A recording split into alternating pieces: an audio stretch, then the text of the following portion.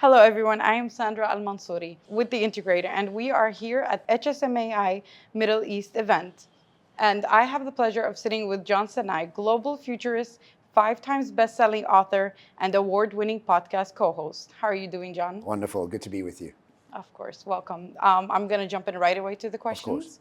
So, John, after your talk on orchestrating value creation in the age of AI, could you elaborate how you see AI transforming the hospitality industry in the next 5 years?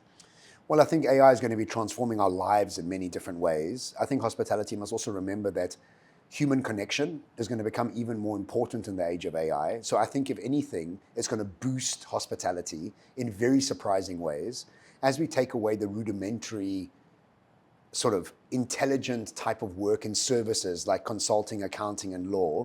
What will be left is human connection. So I think what AI is going to do is bring a lot of efficiencies to the hospitality world, but even focus more energy on the connection of human to human, which is going to boost hospitality. But I do think also what we have to think about is that hospitality also needs to go past just relaxation, but have become purposeful hospitality, where you're able to go and do something constructive in your holidays, like learn or heal, not just go and sit and drink another pina colada by another pool, which is great, but kind of boring after a while. You want to do something more purposeful. So I think hospitality needs to transform itself from experiences to transformation.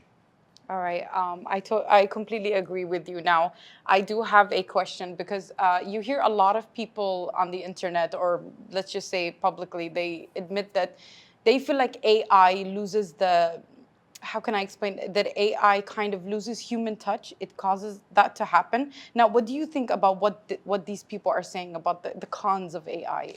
Well, look, I mean, there's pros and cons to all technology. It depends how you use it. I think AI will be a fantastic friend, coach, business advisor. And if you've ever engaged with it, it's very personable. It's very emotionally connected. I don't think it isn't. I think it's the way you approach it that really matters. I think it can take away some humanness, but I think intellectually it is going to stimulate us a lot. But what was not going to be able to give us is this human energy. And so coming to watch me talk or going and watching a live musician or watching a chef cook, I don't think those things are going away. I think those will become even more expensive to engage with. Yeah. All right. So jumping on to my next question is, how do you think hospitality leaders prepare their teams for the changes brought by AI and other emerging technologies? I think the only way we can prepare all our teams is through exposure.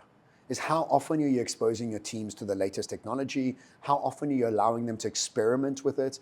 And I think also importantly, are you hiring any new people with new capabilities who understand AI better? What we want to do is ask our existing people to become AI specialists overnight. And that's unfair because you make them schizophrenic. And so what we have to do is firstly expose our existing teams, be patient with them, but also look at teams that might have better experience and better skills when it comes to technology. All right. So now jumping on to my last question.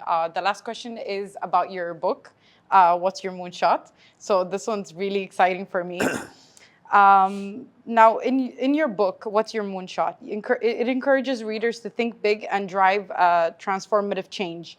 Given the rapid pace of technology advancements and megatrends reshaping our world right now, what would you advise the future leaders in the hospitality industry that are, positively impacting billions of people? What would you advise them? I think the ability for us to accept and engage with things we don't understand gives us a superpower.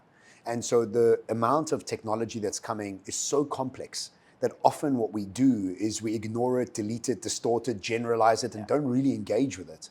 And I think our ability to be accepting of it, to be enthusiastic about it, to be optimistic about it, allows us to be on a front foot when dealing with it. If you're arriving at the technology in a defensive manner, you've lost before you've left the house. And so it's not about the technology itself, it's about the behavior towards things you don't quite understand, people who don't look like you, people who don't think like you. And if you're able to emotionally regulate yourself, which becomes a superpower in the times of change, if you're able to emotionally regulate yourself, meaning you have high emotional intelligence, which means that you've healed your past, you have a calmer heart, you have a clearer mind. In that way, everything becomes an opportunity. If you don't have that emotional regulation, everything becomes a threat. So really, it's not about the technology, it's about the human operating system that allows adaptability.